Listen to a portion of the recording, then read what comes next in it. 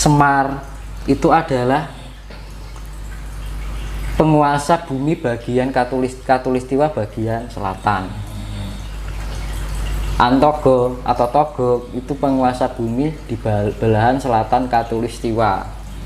Makanya di dalam pewayangan Togog itu selalu mendampingi atau menjadi pamongnya raja-raja yang kaya di tanah seberang. Artinya itu.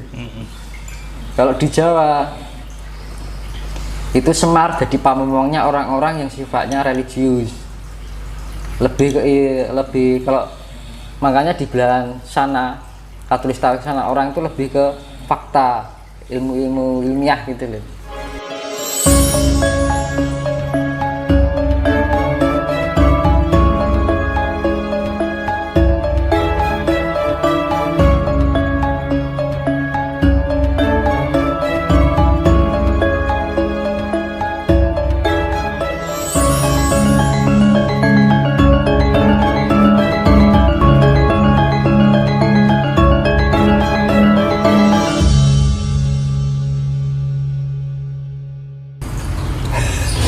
Jadi proses humus itu seperti itu. Jadi kita tuh dulu awalnya dari proses humus, dari pembusukan air, tanah, karena vulkanis itu tadi penyuburan, timbulnya makhluk. Akhirnya terjadi setiap transisi perpindahan zaman itu ada perbaikan, upgrade sampai sekarang ini kan gitu loh hasil ini. Secara kronologisnya seperti itu. Nah, kalau saya ceritakan Adam dan Hawa, Adam itu adalah proton, Hawa itu adalah elektron. Bingung nggak? Nah, ceritanya gini, dulu jagat itu masih kosong, belum ada apa-apa. Karena keajaiban semesta, dia mengeluarkan partikel Tuhan yang disebut Higgs boson. Higgs boson ini menciptakan dua partikel yang namanya kuat dan anti kuat. Kuat itu yang dimana partikel malaikat, sifatnya putih kayak sperma itu, warna sperma. Nah itu loh, putih kelabu. Nah, yang anti kuat sifatnya merah, hitam deh, merah. Jadi anti kuat itu sifatnya bertolak dari malaikat. Jadi tingkat kelembutannya sama. Makanya kita mencari unsur malaikat dan iblis itu sangat sulit. Kita harus benar-benar, ya namanya spiritual kan itu ya, untuk merasakan tingkat rasa kita semakin tingkat kelembutan gitu. Nah, dari kuat itu membentuk proton dan neutron. Kumpulan proton dan neutron itu dikelilingi oleh nukleus. Nah, neutron itu sifatnya netral, proton itu negatif, positif, dan gitu. Karena ada pergerakan neutron dan proton, ya dinamakan proton itu Adam nih mas. Gitu. Lah, yang neutron itu inti mani. Mani. Makanya mani itu warnanya apa? Kayak malaikat. Udah loh mas. Nah, itu toh. Terus karena pergerakan neutron dan proton itu sifatnya refleksi. Refleksi itu pergerakan akhirnya membentuk putaran yang namanya rotasi. Dan rotasi itu terjadi translasi. Jadi perputaran yang berpindah tempat. Nah, dari pergeseran itu membentuk yang namanya ruangan. Dan ruangan itu deret hawa, elektron. Makanya kan elektron berada di luar antara neutron dan proton. Nah, elektron itu hawa, mas. Hawa. Ada proton, elektron ya hawa. Kan gitu. Lah, dari sekumpulan ini disebut atom. Gitu. Karena ada hawa di dalam pewayangan, lahirnya Sang Hyang Sid kalau namanya. Sang Hyang Sid. Ketika itu hawa dan Hawa dan Adam. Siti Kowo nek soro wayange Siti Kowo. Iki Adam. Lah Adam itu ayel-ayelan. Bertengkar. Merasa ya bisa punya anak itu Adam. Ini yang wanitanya yang merasa punya anak Hawa. Akhirnya pertengkaran toh. Timbullah hawa panas gitu Mas. Lah terus Adam itu ya sudah nanti saya mani ini saya masukkan ke dalam cupu. Yang namanya cupu mani astagina. Nah, airnya itu dinamakan di dalam cupu Tirto Marto. Itu kisah bawahnya seperti itu, tapi secara ilmiahnya, metafisikanya seperti itu. Jadi proton dan mempunyai intiman itu tadi dimasukkan ke cupu. Cupu ki apa toh Mas? Di dalam fisik manusia testis Mas. Makanya cupuknya bentuknya kayak testis. Under. Gue loh penciptaan awal manusia Mas. Jadi inti mani. Makanya inti mani ini kayak lho ayah-ayah ya cici ya.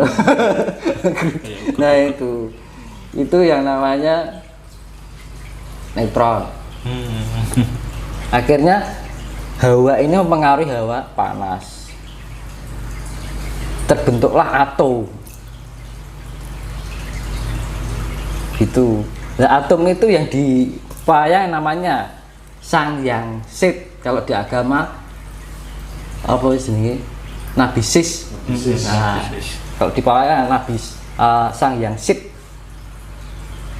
Itulah itu keluarnya tuh. Lah akhirnya Sit itu yang dinamakan Sukmo. Gitu loh Mas.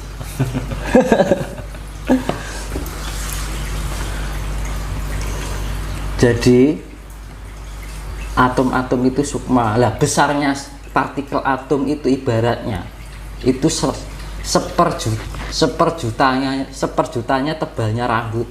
Bayangkan, gedene sak piro ya. Besarnya atom itu tebalnya 1/1 diibaratkan ya 1/1 jutanya tebalnya rambut. Lembutnya kayak ngopo lho. Kuwi lagi atom. Belum itu protonnya, belum itu kuaknya, belum partikel Tuhan. Makanya partikel Tuhan itu nggak bisa dilihat. Hanya bisa dirasakan kan gitu. Nah dengan kekuatan indera kita itu tadi kita harus mempunyai sifat kelembutan, kasih sampai kita mempunyai partikel ya, bisa melihat partikel yang sangat lembut. Dan dinemukan sejatining Gusti Pangeran. Di setiap tubuh manusia itu ada partikel Tuhan. Setiap makhluk ada partikel Tuhan. Jadi iki partikel Tuhan, rodok gede sithik partikel malaikat dan iblis. Rodok gede sithik partikel Adam Hawa. Rodok gede sithik partikel Nabi Syed. Rodok gede meneh kan ana meneh. Anake Sang Hyang Anwar dengan Sang Hyang Anwas. Anwas. Nah, dengan atom-atom itu yang bermuatan listrik itu akan terjadi tarik menarik. Terbentuknya materi dan non materi. Lah Anwas itu terbentuknya leluhurnya bumi bulan bintang secara material. No. Lah Sang Hyang Anwas kalau di cerita pawanya berbentuk cahaya. Itu non materialnya. Nah gitu. Jadi mula diarani Sang Hyang Anwar itu diarani Sang Hyang Nur Cahya. Sang Hyang Nur Cahya. Mula ana sing ngarani Sang Hyang Nur Cahya Nirwana lalu.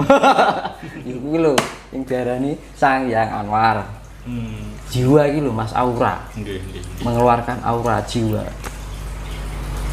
Lah di pewayangan Sang Hyang Anwar akhirnya ketemu yang namanya Azazil.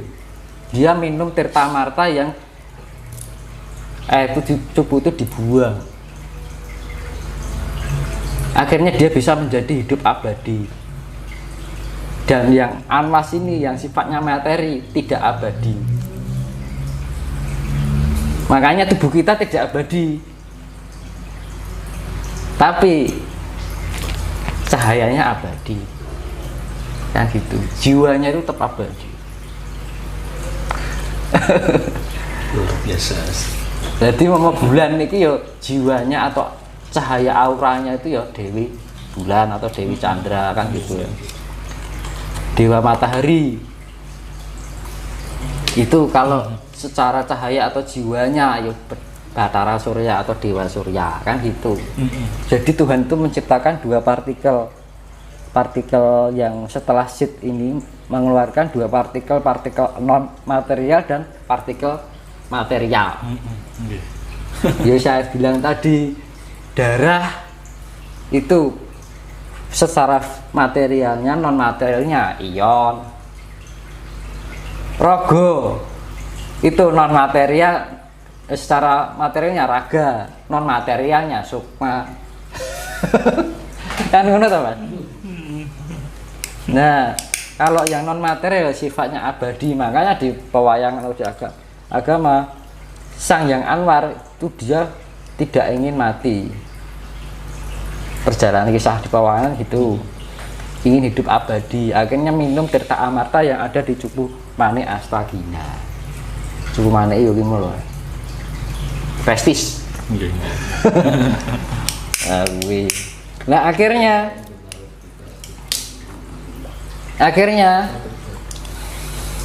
Sang Yanurasa kalau di mikrokosmos ya di ya jiwa gitu, aura cahaya. Tapi kalau di makrokosmos itu yang namanya teori Big Bang itu mengeluarkan cahaya, dua ledakan cahaya, jadi bentuk cahaya. Akhirnya terbentuk Sang Yang Babis, Sang Yang Nur Cahya atau Sang Yang Anwar itu kan menurunkan lagi di anak Sang Yang Nur Rasa. Rasa ki ion malah tadi. Makanya kita bisa merasakan mergo duwe darah ya. Ion. Lah wujud materinya itu darah. Non materinya ion. Nah itu. Nah ion itu ada dua. Ion yang kelebihan elektron itu akan menjadi anion. Ion negatif. Itu loh yang tadi hawa malah Mas. Sifat hawa itu kan panas. Anu merah simbolnya. Nah, ion yang positif itu kandungan elektronnya sedikit, jadinya kation. Jadi ion positif kation, ion negatif anion. Makanya kalau kita melakukan tindakan keburukan, kita terdapat banyak ion-ion negatif yang dinamakan anion. Kalau kita berpikirannya positif, selalu welas asih, selalu berbaik hati, rendah hati, itu yang namanya ion kita, ion pas terdapat banyak unsur kation, ion positif. Nah, ion negatif ini sifatnya merusak sel. Itu. Ion positif, kation itu akan pembentukan sel. Jadi keduanya itu selalu bertolak terus. Dari pertama diciptakan kuat dan anti kuat, proton dan elektron itu saling bertolak terus.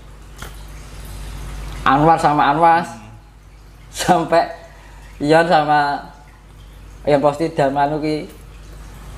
Nah, selalu itu berlawanan Mas ya. Iya. Ion negatif akan merusak sel, ion positif akan membentukkan sel. Nah, sel ini bahan dasar untuk pembentukan fisik dan gitu. Jadi ada dua, ion dan sel. Gitu. Makanya kita punya indera, karena kita punya secara fisik punya darah. Dan darah itu secara non materialnya adalah ion. Makanya terbentuk sel-sel itu untuk pembentukan tubuh. Itu. Nah, sel itu ada sifatnya abiotik dan biotik. Abiotik ya kayak daging. Abiotik ya, kalau abiotik ya pembentukan batu kayak gitu. Itu yang lalu definisi secara ilmiahnya dari penggabungan ilmu pewayangan sejarah itu artinya seperti itu, secara ilmiahnya seperti itu juga. Makanya Tuhan menciptakan antara non material dan material selalu berkesinambungan, saling berkaitan. Makanya di dalam Hono Coroko itu mogo itu mulan rogo, nek iso ra iso nyawiji ya pisah. Tapi kalau bisa nyawiji itu namanya tingkat kamuksan, sempurna saragane. Nah, untuk pencapaian itu kita harus memahami partikel-partikel yang ada dalam tubuh kita sendiri. Berarti moksa itu bisa diilmiahkan. Iya. Lah suatu ketika nanti di peradaban baru, ini ceritanya kan gini. Jadi seperti yang video saya dulu yang jelaskan. Jadi dari sekian ya saya jelaskan itu dari video yang pertama sampai sekarang itu berkaitan. Jadi sudah saya urutkan gitu loh. Jadi kondisi bumi ini antara kutub dan selatan dan utara ini berpindah tempat. Kutub selatan jadi pindah kutub utara pindah ke selatan. Nah, ketika itu yang saya bilang tadi, Manik Moyo tuh inti semesta, makanya kan digambarkan kayak telur. Sang Hyang Tunggal itu melahirkan ya namanya telur, kuningan, putihan, karo cangkangnya kan gitu. Jadi kalau secara ilmiahnya itu inti Mahma yang Siwa dewa dewa Mahma itu dewa Siwa. Nah, Semar itu adalah penguasa bumi bagian katulistiwa bagian selatan. Antogo atau Togo itu penguasa bumi di belahan selatan katulistiwa. Makanya di dalam pewayangan Togog itu selalu mendampingi atau menjadi pamongnya raja-raja yang kaya di tanah seberang.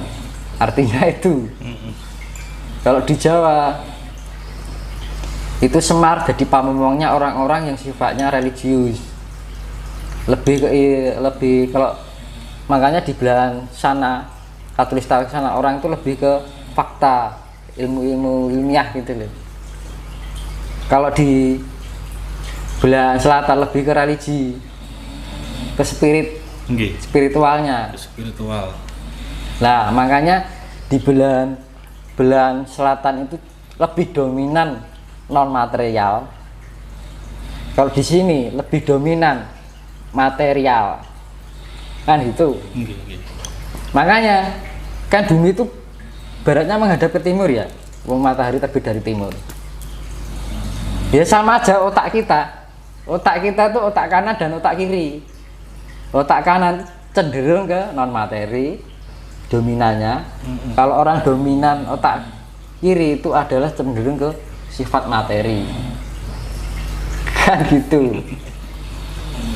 Imajinasi, ilusi, halusinasi, spiritual itu otak kanan. Kedamaian itu otak kanan. Tapi kalau otak kiri lebih ke faktual, lebih ke ilmiah gitu. Makanya dari yang saya jelaskan ini antara kiri sama kanan saya seimbangkan, saya sinkronkan. Makanya yang untuk penetralisir seperti itu, di tengah yang terbentuk neutron itu tadi, proton dan neutron yang sama-sama 50% disatukan menjadi netral. Netral itu simbol kedamaian, kesetaraan, kasih sayang, kan gitu.